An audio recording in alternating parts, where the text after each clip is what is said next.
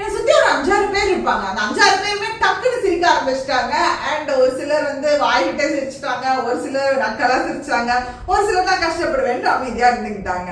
So இந்த ஒரு இன்சிடென்ட்டை பத்தி தான் இந்த வீடியோல நான் ஷேர் பண்ண போறேன். அண்ட் உங்களுடைய இங்கிலீஷ் ஸ்பீக்கிங் ஜேர்னில இந்த ஒரு வீடியோ ரொம்ப ஒரு இம்பார்ட்டன்டான வீடியோவா இருக்கும். என்னோட செகண்ட் ஸ்டாண்டர்ட் வரைக்கும் நான் வீட்டு பக்கத்துலேயே தான் படிச்சுட்டு இருந்தேன். ஆஃப்டர் மை செகண்ட் ஸ்டாண்டர்ட் என்னோட தேர்ட் ஸ்டாண்டர்ட்ல ஒரு புது ஸ்கூலுக்கு போறேன். அங்க பாத்தீங்கன்னா கம்ப்ளீட்லி நியூ ஆம்பியன்ஸ், எல்லாமே வந்து புதுசா இருக்கு.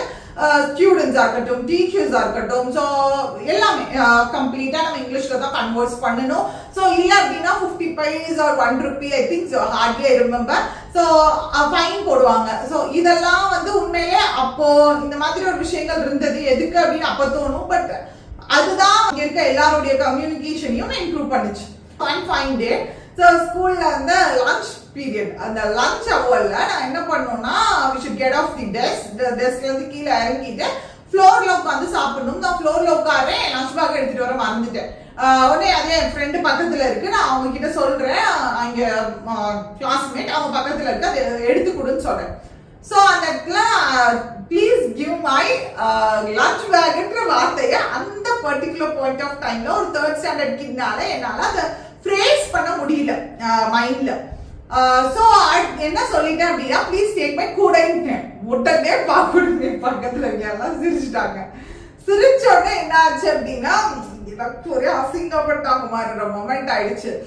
ரொம்ப இதாயிடுச்சு. நானும் இப்படி சுத்தி சுத்தி பத்தி பாக்குறேன், ஐயோ என்னடா எல்லாரும் சிரிக்கிறாங்க அப்படின்ட்டு ஒரு 5-6 பேர் இருந்தாங்க. கேட்டவங்க எல்லாம் சுத்தி சுத்தி பத்தி பாக்குறேன், ஐயோ என்னடா எல்லாரும் சிரிக்கிறாங்க அப்படின்ட்டு ஒரு 5-6 பேர் இருந்தாங்க. கேட்டவங்க எல்லாம் சிரிச்சுட்டாங்க.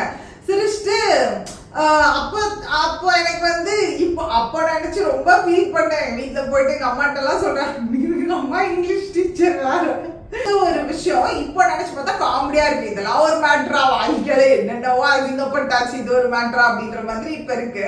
பட் அந்த பாயிண்ட் ஆஃப் டைம்ல ஒரு தேர்ட் ஸ்டாண்டர்ட் கிட்டுக்கு அது ஒரு பெரிய வந்து அவமானமா நினைச்சேன். பட் ஒரு வீடியோ ஷூட் பண்றதுக்கான ரீசன் என்ன அப்படின்னு பாத்தீங்கன்னா, பாஸ்ட் ஒரு 5 to 6 months வந்து I been taking spoken English classes. So அந்த ஸ்போக்கன் இங்கிலீஷ் கிளாஸஸ்ல 1:10 என்ற ரேஷியோல அட்லீஸ்ட் ஒருத்தராவது இங்கிலீஷ் நம்ம ஸ்போக்கன் இங்கிலீஷ் கிளாஸஸ்க்கு வர்றவங்க கம்யூனிகேஷன் ரிலேட்டடா நான் இம்ப்ரூவ் பண்ணணும்னு நினைக்கிறவங்க ஒருத்தராவது வந்து எனக்கு வந்து யாராவது கிண்டல் பண்ணிடுவாங்களோன்னு பயமா இருக்கு. மேம் நான் பேசுற இங்கிலீஷ் அதனாலேயே நான் வந்து இன்னும் பெட்டரா பேசிட்டு அடுத்து நான் இங்க போய் நல்லா பெர்ஃபார்ம் பண்ணணும்னு நினைக்கிறேன்.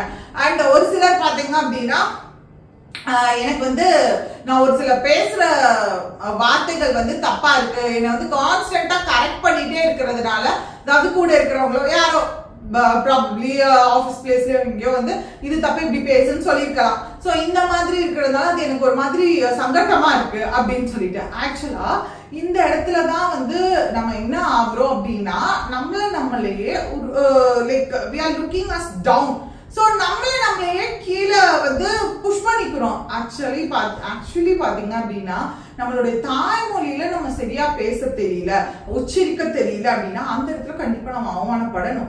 ஏன்னா எனக்கு தாய்மொழியே தெரியல, ஒரு தாய்மொழியே எனக்கு தெரியல, நீலா என்னடா அப்படின்னு சொல்லிட்டு நம்ம அந்த இடத்துல வந்து நம்மளை இது பண்ணிக்கலாம். பட் என்னன்னா கமிங் டு இங்கிலீஷ் பொறுத்த வரைக்கும் we are learning this language to improve ourselves. நம்ம ஏதோ ஒரு வகையில நம்ம இம்ப்ரூவ் படிக்கிறோம் as if we are learning any other programming language. consider so ஒரு programming language எடுத்துக்கோங்க. so இதெல்லாம் எதுக்காக நம்ம கத்துக்கிறோம், நம்மளுடைய ஸ்கில்ல வந்து அடுத்தடுத்து நம்ம ஸ்கில்ல develop பண்ணிக்கிறதுக்காக. similarly it applies for English. so இங்கிலீஷும் அதே மாதிரி தான். rather a language it is considered as a skill. so ஸ்கில்ல வந்து கன்சிடர் பண்ணப்படுது. அதனால அதை நம்ம கத்துக்கிறோமே தவிர்த்து அதுல மிஸ்டேக் பண்றதுனால நம்மளே டவுனா பார்க்கணும்னு அவசியமே கிடையாது. அண்ட் அதுல பாத்தீங்க அப்படின்னா ஒரு விஷயத்தை கத்துக்கிறப்ப கண்டிப்பா மிஸ்டேக் பண்ணதான் செய்வோம். நம்மளே குழந்தையா இருக்கிறப்ப தமிழ்ல பேசுறப்ப மிஸ்டேக் பண்ணுவோம். இந்த ஒரு விஷயம் கண்டிப்பா நான் பாயிண்ட் அவுட் பண்ணணும்னு நினைச்சிருந்தேன். என்ன அப்படின்னு பாத்தீங்கன்னா, ஒரு யூடியூப் வீடியோ இருக்கு, அது கமெண்ட் பாக்ஸ்ல பாத்தீங்கன்னா தமிழ்ல வந்து தப்பா ஏதோ பேசியிருக்காங்க அப்படின்னா ஒரு maximum number of comments mostly பாத்தீங்கன்னா எல்லாமே கியூட்டா பேசுறாங்கல்ல, அவங்க பேசுறது கூட கியூட்டா இருக்குல்ல அப்படின்ற மாதிரி வரும். இதே பாத்தீங்கன்னா English in case if somebody is wrong, உனக்கு இங்கிலீஷே பேச தெரியல, நீ இந்த பாயிண்ட சொல்றியாகும். மாதிரி நிறைய இருக்கும். அது என்ன இங்கிலீஷ் கூட பேச தெரியலனா இங்கிலீஷ் பேசுறது மேண்டேட்டரியா? நோ, ஆக்சுவலி நான் என்னோட ஒர்க்குக்கு தேவைனா நான் English கத்துக்கிறேன். or else I'm leaving it. It's up to me and it's my own choice. அது வந்து என்னோட சாய்ஸ் தான். சோ எப்பயுமே பாத்தீங்க அப்படின்னா உங்களுடைய இங்கிலீஷ் ஸ்பீக்கிங் ஜேர்னில நீங்க இங்கிலீஷ ஏதோ ஒரு பெரிய உயர்வான லாங்குவேஜ் ஆகும், அதே மாதிரி ஐயோ அதை கத்துக்கல அப்படி அது தப்பு விடுறோம் அப்படின்னா அது ஒரு பெரிய கொலகுத்தம் அப்படின்ற மாதிரி எப்பவுமே நினைக்காதீங்க. இது ஒரு சூப்பரான ஜேர்னி. இங்கிலீஷ் அப்படின்றதா இருக்கட்டும், இங்கிலீஷ் அப்படி other then other languages, comparing to other languages, இங்கிலீஷ்ன்றது constantly it's evolving. So பாத்தீங்கன்னா Gen Z terms நிறைய சொல்றாங்க. லாஸ்ட் டிகேட்ல நம்ம யூஸ் பண்ண வார்த்தைகள்லாம் இப்போ பார்த்தானா ஓல்ட் அப்படின்னு சொல்றாங்க. So it's constantly evolving. So இதுல பாத்தீங்க அப்படின்னா நான் தப்பு விடுறதோ இல்ல வந்து நான் மிஸ்டேக் பண்றதோ ஒரு பெரிய விஷயம் கிடையாது. நம்ம மிஸ்டேக் பண்ணா மட்டும் தான் லேர்ன் பண்ணிக்க முடியும். So just normalize making mistakes in English. First mistakes பண்றத நார்மலைஸ் பண்ணிக்கோங்க. அண்ட் அதுக்கு அடுத்தடுத்த லெவல்ல நீங்களே உங்கள்கிட்ட ஒரு பெரிய இம்ப்ரூவ்மெண்ட்டை நீங்க பார்க்கலாம் உங்களுடைய ஸ்பீக்கிங் ஸ்கில்ஸ்ல. நம்மளோட இந்த இங்கிலீஷ் ஸ்பீக்கிங் ஜேர்னில மிஸ்டேக்ஸ் பண்ணி அடுத்து அதை நம்ம ஃப்ளூவெண்டா பேச வந்து ஸ்டார்ட் பண்ணலாம். ஸோ ஃபர்ஸ்ட் ஸ்டெப், மிஸ்டேக் பண்ணவே நம்ம பயப்படுறோம் அப்படின்னா we can't speak fluently. So அதை எப்பயுமே ரிமெம்பர் பண்ணுங்க. ஸோ அந்த ப்ராசஸை ரொம்ப அழகானதாகவும் ரொம்ப ஒரு இன்ட்ரெஸ்டிங்கானதாகவும் மாத்துறதுக்கு நம்ம channel English with Reena follow பண்ணிக்கோங்க. அண்ட் ஸோ ஃபைனலா நான் சொல்லணும்னு நினைக்கிறது, of course make mistakes in English so that you can improve your language. உங்களுடைய காமெண்ட்ஸ் அண்ட் ஒப்பீனியன்ஸை காமெண்ட் பாக்ஸ்ல போடுங்க.